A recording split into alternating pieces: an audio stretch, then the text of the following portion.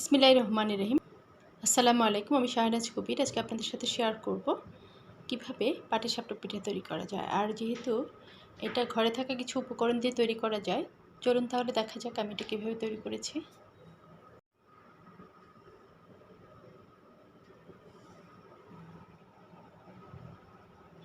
আমি এখানে 3 কাপ চালের গুঁড়ো নিয়েছি, সাথে আমি 1 কাপ ময়দা ব্যবহার করব, সাথে একটু লবণ দিয়েছি।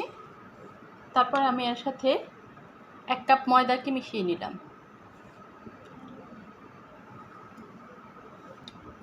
আস্তে আস্তে তার মধ্যে আমি 1 কাপ পানিকে মেশাবো, তবে একবারে নয়। আমি আবার একটু পানি দিলাম। এখানে আপনারা চিনি বা গুড় যেটাই হোক ব্যবহার করতে পারেন। আমি এখানে খেজুরের গুড়ের রশিটা নিয়েছি এবং এটাকেও আমি আস্তে আস্তে দিব। সরষেটাকে পাতলা করে নিয়েছিলাম।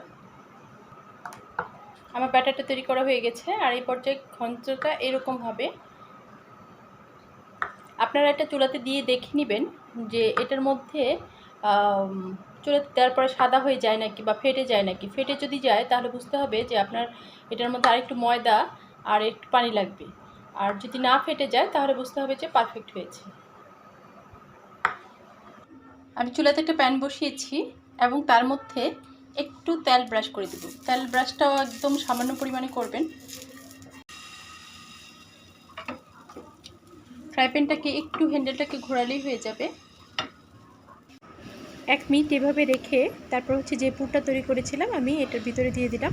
আর একে একে আমি সবগুলো পিঠাকে এভাবে তৈরি করে নেব।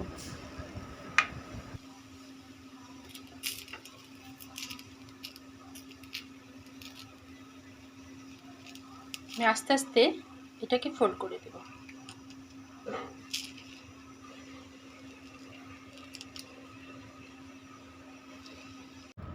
তৈরি হয়ে গেলো আমার সবগুলো পাটিসাপটা পিঠা। আর আমার মতো করে কেউ তৈরি করতে চাইলে তৈরি করতে পারেন। আর আমার এই চ্যানেলে কেউ নতুন হয়ে থাকলে সাবস্ক্রাইব করে দেবেন এবং বেশি বেশি করে কমেন্টস এবং শেয়ার করতে ভুলবেন না। ধন্যবাদ সকলকে। আসসালামু আলাইকুম।